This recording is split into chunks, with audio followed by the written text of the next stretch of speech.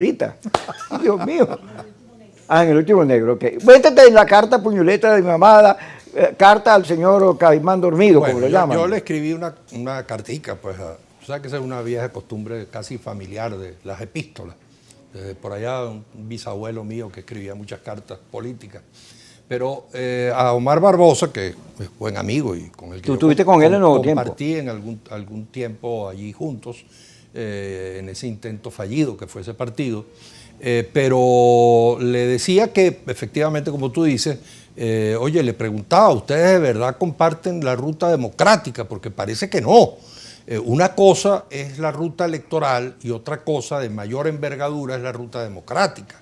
Usted puede ir a la ruta electoral porque no le queda más remedio, porque sencillamente fracasó. Es una oportunidad, como claro, dice alguien exacto, por ahí. Y como decía la Liga Socialista, por cierto, por allá en los años 70, bueno, tú sabes, es un instrumento de lucha, pero bueno, aquello que dijo José Vicente Rangel en nuestro acto en 1972 en el Nuevo Circo, hasta por la vía electoral vamos a llegar al gobierno, hasta por la vía electoral. O sea, había otras vías por las cuales se podía llegar al poder. Ahora, la ruta democrática es mucho más que elecciones. La ruta democrática supone diálogo como estrategia, no como una táctica para ganar tiempo, sino como una estrategia. La comprensión de que necesitamos entendernos con el otro, no confrontarnos, abandonar el confrontacionismo. Cuando el G4, por ejemplo, admite que hayan candidatos inhabilitados que van a ser candidatos, precandidatos en sus primarias y etcétera, entonces uno dice, bueno, lo que están buscando es la confrontación con el gobierno. Ahora yo me pregunto cómo es esa confrontación si ese presidente, que eventualmente la oposición gana las elecciones y entonces eventualmente se juramenta en febrero del 2025, del 2025, tiene enfrente el Tribunal Supremo de Justicia en contra, dominado por el chavismo, la Asamblea Nacional en contra, dominada por el chavismo, un fiscal general, un contralor seguramente controlado por el chavismo, 20 gobernaciones, 200 alcaldías y nada más que el pequeño detalle de las Fuerzas Armadas con una enorme influencia chavista. Entonces, el que vaya a ser presidente eventualmente de la oposición no puede ser un tipo que llega allí a confrontarse, sino a acordarse. Ese concepto que ellos casi lo usan como un insulto, que es la cohabitación. Ah, no, porque tú eres colaboracionista y entonces tú estás buscando la cohabitación.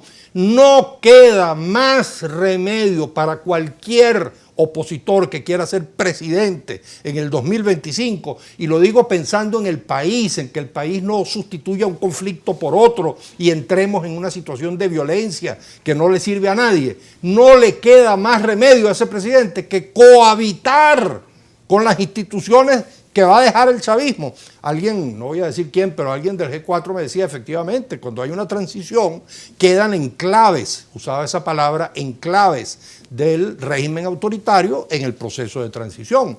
Entonces, la ruta democrática es mucho más, es aceptar al otro, es abandonar, por supuesto, cualquier tutelaje extranjero. Yo les ponía en la carta, ustedes parece que penosamente siguen atados al tutelaje extranjero.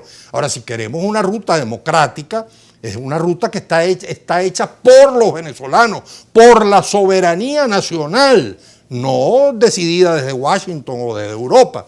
Bueno, eso pareciera que todavía no lo decide. Si ellos quieren asumir la ruta democrática a plenitud, les falta todavía bastante. Y tienen que dar varios testimonios. Yo, por ejemplo, les diría, ustedes tienen que bajarle la Santa María, lo primero que tienen que hacer es bajarle la Santa María a la ficción esa tonta, a la pantomima del gobierno interino. Ese es el primer testimonio que tienen que dar, porque si hay un paralelismo, ¿cómo es que tú estás en una ruta democrática? Tienes que comenzar por aceptar que hay unos poderes, que hay un presidente que gobierna en Miraflores, al cual tú quieres sustituir. Además, vas a unas elecciones para sustituir a ese presidente. Entonces, tienes que comenzar por decir, ese es el presidente, y acabas con toda la ridiculez de la Asamblea Nacional Legítima y todo lo demás.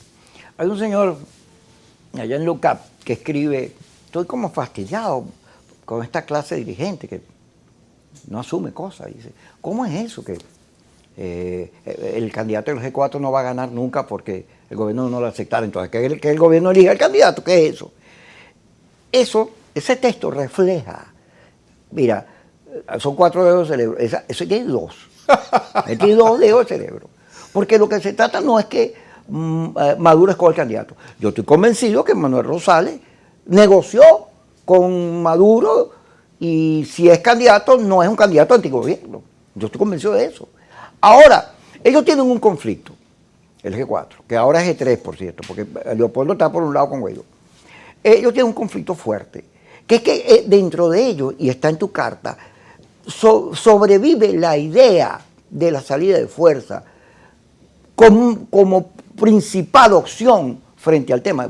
El voto no es que la gente va a apretar el botoncito, no, el voto es una concepción del ejercicio de la vida pública, del Estado, del poder y de la política. Claro. El señor Petro, que estuvo no sé cuántos años ahí peleando, él y las fuerzas que lo acompañan, llega al poder por vía electoral y revísame el mundo para que consigas que los que van por la vía electoral siempre llegan. En cambio aquí, con el tema de la salida de fuerza, repitiendo el esquema del 11 de abril durante todos estos pocos años, 22 años de derrota y hoy Maduro está más atornillado. Yo puse una encuesta anteayer, Enrique, fíjate, y ustedes la pueden ver.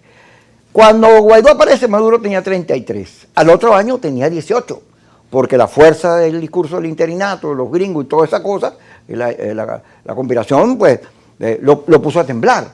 Pero 2 años después Maduro comienza a recuperarse. ¿Por qué? Porque la promesa de la salida rápida atornilló a Maduro.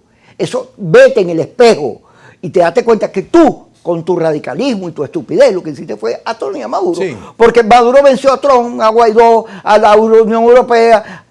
Sí, aquí en la historia de la oposición, para tratar de ser justos, no decir 24 años de fracaso, hubo un periodo de rectificación a partir del 2006 con la candidatura de Teodoro, después la candidatura de Rosales, vamos a decir la triple alianza que era Rosales, el teodorismo y Primero Justicia. Eso movió el timón hacia la ruta democrática. Acción Democrática se mantenía en la abstención, María Corina se mantenía en la abstención, Ledesma se mantenía en la abstención. Pero además se asumió la ruta democrática y fueron 10 años de éxito tras éxito. Se iba acumulando poder. Se ganaron gobernaciones, se ganaron alcaldías, a veces las más importantes del país, las gobernaciones más importantes, las alcaldías más importantes del país. Era un proceso progresivo de acumulación de fuerza que tenía que tener un desenlace electoral en una elección presidencial, que ya lo que quedaba era la del 2018 después de pasar por la del 2013. Entonces, estos genios de la política truncaron ese proceso y botaron al cesto de la basura 10 años de lento y paciente proceso y trabajo muy arduo de millones de militantes activistas democráticos del país que construimos una alternativa desde el 2006 al 2015. Y lamentablemente eso se perdió, y para mal del país. Y lo último que quería decirte es que ese concepto que tú dices de un candidato, me han dicho por ahí que en el gobierno dicen que a Manuel Rosales y a Henry Ramos Alum ellos les entregarían el gobierno. Pero en todo caso, yo no digo que hay que pedirle permiso al gobierno para que la oposición tiene que pedirle permiso al gobierno, pero tiene que ser un candidato que tenga la quiesencia del gobierno, como fue Elwin en Chile, como fue el primer ministro primero que hubo antes de Wałęsa en Polonia, nunca recuerdo el nombre, pero fue un diputado que había sido diputado católico, que había sido diputado durante el comunismo. Entonces yo creo que eso es fundamental, comprender eso. Mandela, que puso a de Klerk. Ese era un pacto que había. Entonces, todo eso requiere una negociación, un acuerdo. El gobierno es imposible que pueda aceptar un proceso de transición si los que van a llegar